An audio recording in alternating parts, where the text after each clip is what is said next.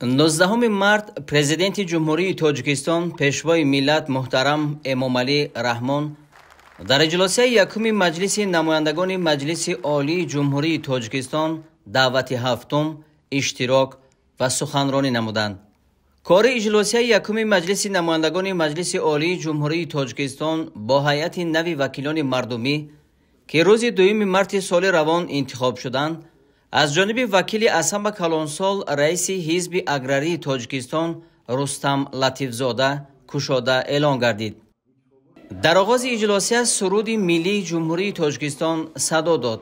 аз ҷониби вакилон регламент тасдиқ, тартиби баргузории иҷлосия ва инъикоси ҷараёни кори иҷлосияҳои Маҷлиси намояндагони Маҷлиси Олии Ҷумҳурии Тоҷикистон дар воситаҳои ахбори омма муайян шуда, комиссияи муваққатӣ ба ҳисобгирии овозҳо оид ба интихоби роҳбарони сохторҳои Маҷлиси намояндагони Маҷлиси Олии Ҷумҳурии Тоҷикистон интихоб карда шуд. сипас тариқи овоздиҳии пинҳонӣ ба мақоми раиси Маҷлиси намояндагони Маҷлиси Олии Ҷумҳурии Тоҷикистон бо овози ҳамаи вакилон, вакил аз ҳавзаи интихоботии Рашт рақами 12 Идизода Файзалӣ интихоб карда шуд. пас аз ин котиботи иҷлосия муовини якум ва муовинони раиси Маҷлиси намояндагон тавассути воситаҳои овоздиҳии электронӣ интихоб карда шуданд.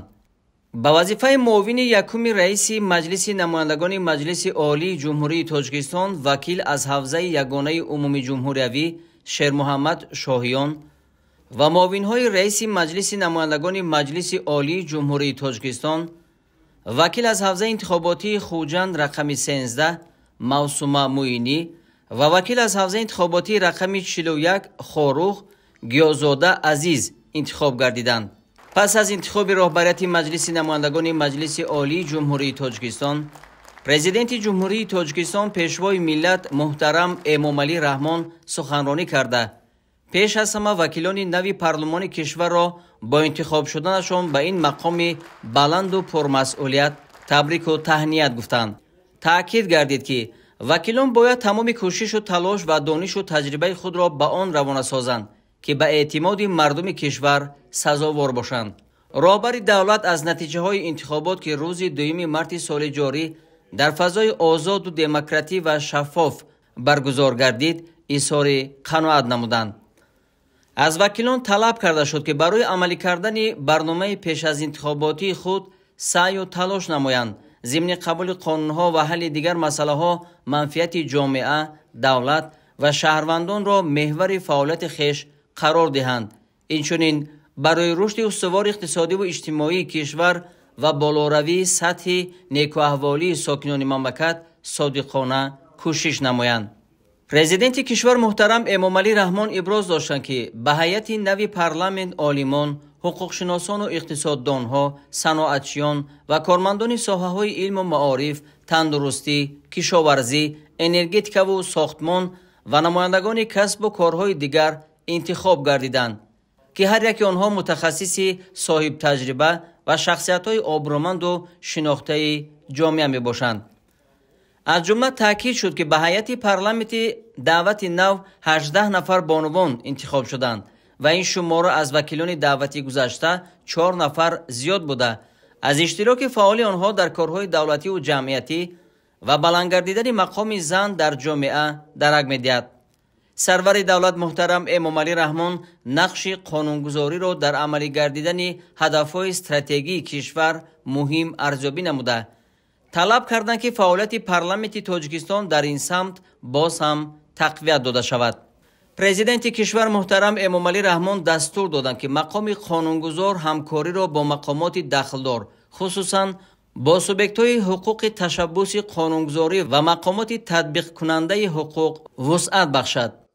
роҳбари давлат муҳтарам Эмомалӣ Раҳмон оид ба аҳамияту афзалияти қабули барномаву стратегияҳо андешаронӣ намуда, зарур шумурданд ки барои иҷрои босифату саривақтии стратегияи миллии рушди кишвар барои давраи то соли 2030 тамоми захираву имкониятҳо сафарбар карда шаванд.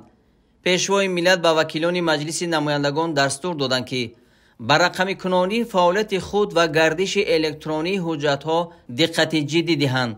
зикр гардид ки وکیلان مجلس نمایندگان باید هنگام تهیه و قبول قانونها از جمله در سمت دستگیری صاحبکاری، خصوصاً صاحبکاری استحصالی، جلب بیشتر سرمایه، اقتصاد رقمی و حساب برابرکنی‌های غیر نقدی با مسئله مکانیزم مکمل اجرای قانونها از جمله اساسهای اقتصادی، مالیوی و فرهنگی عملی شوی آنها اهمیت اولین درجه دهند.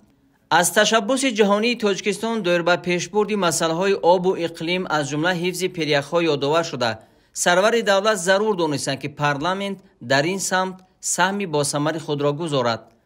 گسترش همکاری وکیلان مردمی با دیگر شاخه‌های حاکمیت دولتی، حاکمیت اجرایی و سودی، نهادهای جامعه شهروندی، اینچنین انتخاب کنندگان امری مهم دانسته شد.